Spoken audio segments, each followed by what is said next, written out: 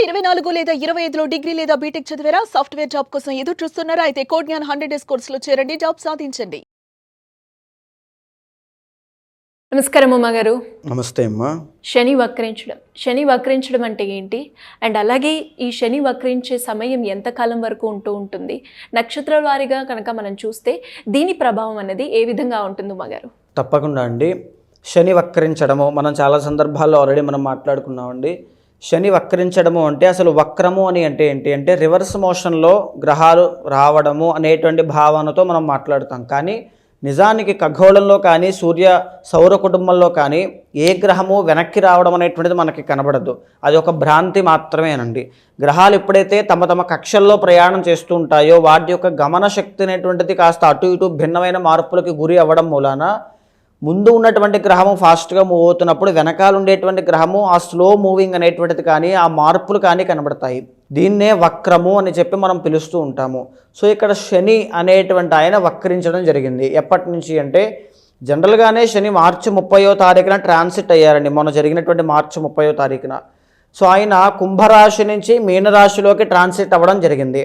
అయితే మళ్ళా జూలై 18వ తారీఖు సుమారుగా అక్కడి నుంచి కూడా శని వక్రించి 140 రోజుల పాటు సుమారుగా నవంబర్ 27వ తారీఖు వరకు ఆయన కుంభంలో ఉన్నప్పుడు ఎలాంటి ఫలితాలు ఇచ్చారో అలాంటి ఫలితాలు ఇచ్చే అవకాశాలు ఆయన ఇస్తూ ఉన్నారు.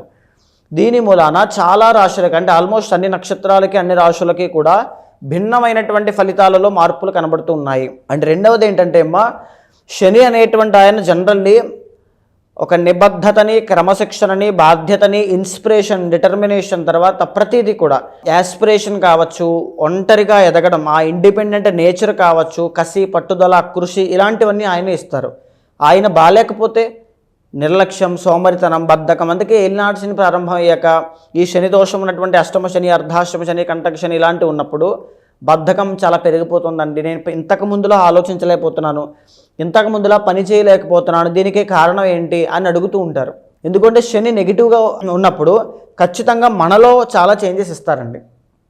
మనమే ఎఫర్ట్స్ అనేటువంటి సరిగ్గా పెట్టలేం. అలాంటి ఆయన అనమాట శని. అయితే జనరల్గానే శనికి 3 దృష్టులు కలిగి ఉంటాయండి. 3వ స్థానం, 7వ స్థానం, 10వ స్థానము. శని ఎక్కడున్నా సరే ఈ 3 దృష్టులతో ఆయన ఉంటారు, ఆస్పెక్ట్స్ అనమాట. అయితే ఇక్కడ శని మీనరాశిలో వక్రించి ఉండడం మూలాన ఆయన 3వ దృష్టి అయినటువంటి వృషభ రాశి యాక్టివ్ అవుతోంది, 7వ దృష్టి అయినటువంటి కన్యారాశి యాక్టివ్ అవుతోంది, 10వ దృష్టి అయినటువంటి ధనస్సు రాశి కూడా యాక్టివ్ అవుతోంది. సో మేజర్గా ఇప్పుడు ఈయన శని వక్రించి మీనరాశిలో పూర్వాభాద్ర, ఉత్తరాభాద్ర నక్షత్రాల గుండా మళ్ళా కుంభరాశిలో ఈ ఫలితాలు ఇస్తున్నారు. అంటే ఈయన కుంభరాశిలో ఉన్నప్పుడు ఎలాంటి ఫలితాలు అయితే ఇస్తారో అలాంటివి కూడా రాశులన్నిటికీ కూడా వర్తిస్తాయన్నమాట. ఉదాహరణకి మొన్న మార్చి 30వ తారీఖు దగ్గర నుంచి శని మూవ్ అవ్వడం మూలాన మకర రాశి వాళ్ళకి ఏలినాటి శని వదిలేసింది.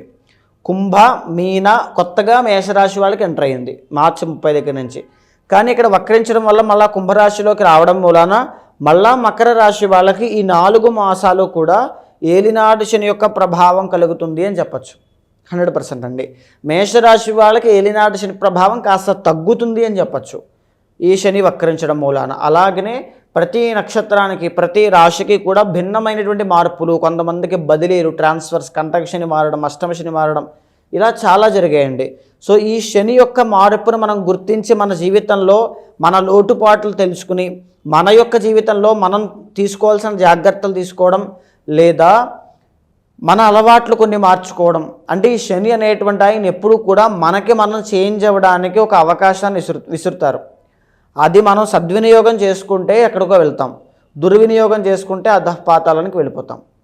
సో శని అనేటువంటి ఆయన అలాంటి ఆయన కాబట్టి ఒక్కొక్క నక్షత్రానికి సంబంధించింది ఎలా ఉంటుందో మనం చూద్దామమ్మా. పూర్వాషాఢ నక్షత్రం వారికి ఎలా ఉంటుందండి శని వక్రించడం వల్ల?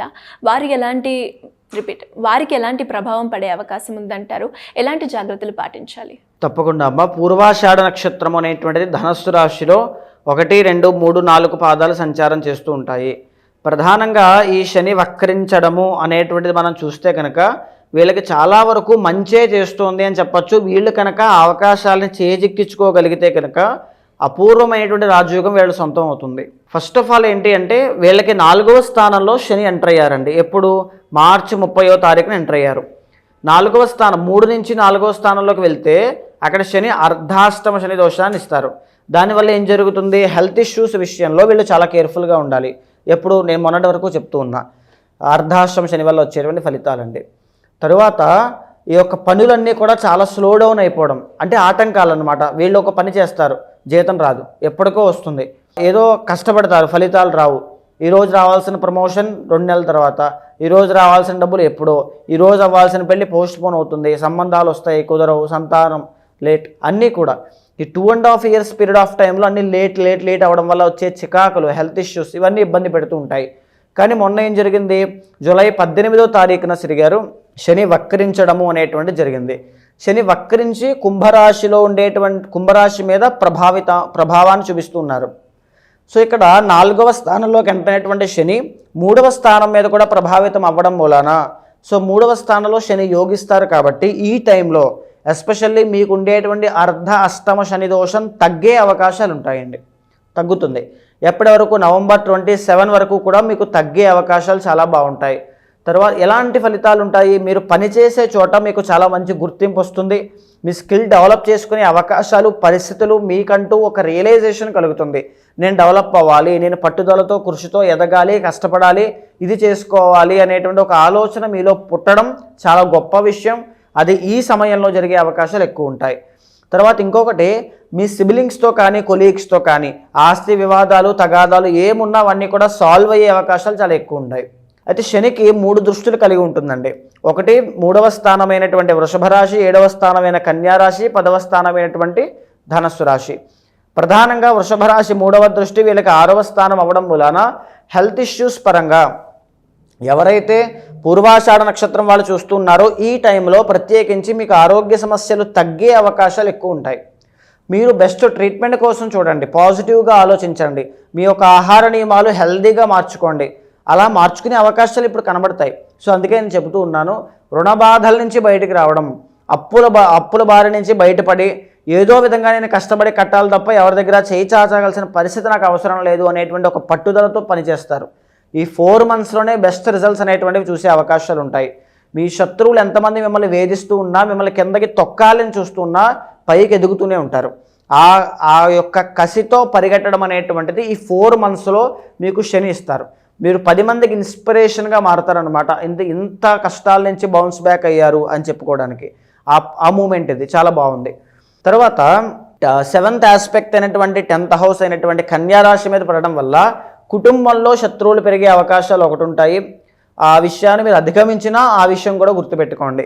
ఇంకోటి ఏంటి అంటే విదేశాలు వెళ్ళేటువంటి వాళ్ళు కాస్త జాగ్రత్తగా ఉండాలి. తర్వాత ఉద్యోగరీత్యా ప్రయాణాలు జరిగే అవకాశాలు ఎక్కువ ఉంటాయి. వైవాహిక జీవితంలోకి ఎంటర్ అవ్వడము అంటే నూతన వివాహ యోగము అనేటువంటిది వీళ్ళకి కనబడుతుంది. చాలా బాగుంటుందండి, ఎక్స్ట్రాఆర్డినరీ రిజల్ట్స్ అనమాట. అయితే కొన్ని విషయాలు ఏంటంటే ప్రయాణాల విషయంలో కాస్త జాగ్రత్తగా ఉండాలి. అయితే 10th ఆస్పెక్ట్ అయినటువంటి ఫస్ట్ హౌస్ అయినటువంటి ధనస్సు రాశి మీద పడడం వల్ల హెల్త్ ఇష్యూస్ అండి. ఎలాంటి హెల్త్ ఇష్యూస్ విషయంలో పొట్టకి సంబంధించి IBS అంటే ఈ యొక్క డైజెస్టివ్ ప్రాబ్లమ్స్, తర్వాత ఈ ఇంటెస్టైన్కి సంబంధించి అన్నీ కూడా IBS ప్రాబ్లం, లేకపోతే విమెన్ రిలేటెడ్ ప్రాబ్లమ్స్, గుప్త రోగములు ఇలాంటివి వచ్చే అవకాశాలు, వాత దోషములు ఇలాంటివి వచ్చే అవకాశాలు ఉంటాయి. And especially September to October ఆ టైంలో ఖచ్చితంగా మీరు ఏంటి అంటే ఎక్కడా కూడా ఇన్వెస్ట్మెంట్స్ అనేటువంటి పెట్టద్దు. ఎందుకంటే మీతో డబ్బు పెట్టించి అవి పోగొట్టే విధంగా శని మీకు ఒక ట్రాప్ వేస్తారు. శని అని కాదు, ప్రకృతి. ఎప్పుడు కూడా ఈ టైంలో ఇన్వెస్ట్మెంట్ అనేటువంటిది పెట్టద్దు. చాలా జాగ్రత్తగా మీ పర్సనల్ చార్ట్ చూసుకుని బలంగా ఉంది అన్నీ ఆలోచించుకున్న తర్వాత మాత్రమే మీరు ఇన్వెస్ట్మెంట్ పెట్టండి. లేదంటే ఖచ్చితంగా మోసపోతారా లేదని పర్సనల్ చార్ట్ అది పక్కన పెట్టేసేయండి. పెట్టకుండా ఉండడమే చాలా మంచిది ఈ టైంలో. అయితే ఓవరాల్గా మనం చూస్తే అండి పూర్వాషాఢ నక్షత్రం వాళ్ళకి ఇది ఒక గొప్ప అవకాశం చెప్పచ్చు.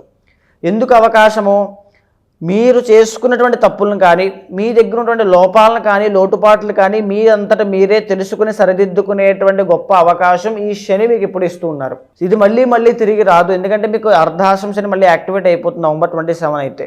ఇప్పటి నుంచే శనిని బలంగా మార్చుకోండి. నవగ్రహ ఆరాధన, శని యొక్క శ్లోకాన్ని చదవడం, నల్ల నువ్వులు దానంగా ఇవ్వడం, తైలాభిషేకం చేయించడం, వెంకటేశ్వర స్వామి యొక్క ఆరాధన చేయడం, ఏదైనా పర్వాలా, కులదైవ ఇష్టదైవ ఆరాధన చేసినా సరే మీ లైఫ్లో గొప్ప చేంజెస్ అనేటువంటివి 4 monthsలో రావాలి, వస్తాయి.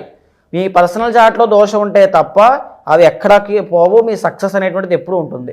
మరి మీరు అన్నట్టుగానే ఇంకా ఎవరికైనా కూడా శని వక్రించడం వల్లనే కావచ్చు, లేదు వాళ్ళు ఇంటర్నల్గా కొన్ని సమస్యలు ఎదుర్కొంటున్నారు, దానికి ఒక రెమెడీ కావాలి అనుకునే వాళ్ళు ఎవరైనా కూడా మిమ్మల్ని అప్రోచ్ అవ్వాలి అంటే ఏ విధంగా ఉంటుందో మాగారు? తప్పకుండా అమ్మ. అంటే జాతకము అనేటువంటి దాని విషయంలో ఎవరైనా సరే, ఇది మనం మాట్లాడుకునేటువంటిది గోచార అంశం అండి. పర్సనల్ చార్ట్ అనేటువంటిది చాలా డిఫరెంట్గా ఉంటుంది. అంటే మనం చాలా విషయాలు దాంట్లో మాట్లాడుకోవచ్చు. మీరు ఎలాంటి జాబ్లోకి వెళ్తే చాలా బాగుంటారు, ఏ ఆస్పెక్ట్స్లో బిజినెస్ పెడితే బాగుంటుంది, పార్ట్నర్షిప్పా కాదా, ఏ హెల్త్ ఇష్యూస్ విషయంలో జాగ్రత్తగా ఉండాలి, ఏ పీరియడ్ ఆఫ్ టైంలో యాక్సిడెంట్స్ విషయంలో జాగ్రత్తగా ఉండాలి, ఒకవేళ ఉంటే ఆయుష్ ఎంత ఉంటుంది, మెరిటల్ లైఫ్ ఎలా ఉంటుంది, ఎవ్రీథింగ్ అన్నీ కూడా ఒక సజెషన్ అంటే ఒక గైడెన్స్లో వెళ్తున్నప్పుడైతే చాలా అద్భుతమైనటువంటి నిర్ణయాలు మనం తీసుకోగలుగుతామండి. కన్ఫ్యూజన్లో డైలమాలో చాలామంది ఉంటూ చేయాలా వద్దా, ఉండాలా కలిసి ఉండాలా విడిపోవాలా, చాలా కన్ఫ్యూజన్స్ ఉంటాయండి. ఎవ్రీథింగ్ అలాంటి వాళ్ళు ఎవరైనా ఉంటే ఖచ్చితంగా మీ జాతకం తీసుకురండి, నేను మీ వెనకాల ఉంటాను. ఖచ్చితంగా మీకు అలాంటి వాళ్ళు ఉంటే మీకు కింద కనిపించే నెంబర్కి కాల్ చేస్తే మా వాళ్ళు మీకు పూర్తి వివరాలు అందిస్తారు. మీతో మాట్లాడి మీ జాతకాన్ని చూసిన తర్వాత మీ పర్సనల్ చార్ట్ని గోచారాన్ని సమన్వయం చేస్తూ ఏదైనా దోషాలుంటే నేనే మీకు శాంతి పరిహారములన్నీ ఆచరింపచేసి భగవత్ అనుగ్రహం కలిగేలా చేస్తాను. థ్యాంక్ యూ మాగారు, థ్యాంక్ యూ సో మచ్. నమస్తే అమ్మా.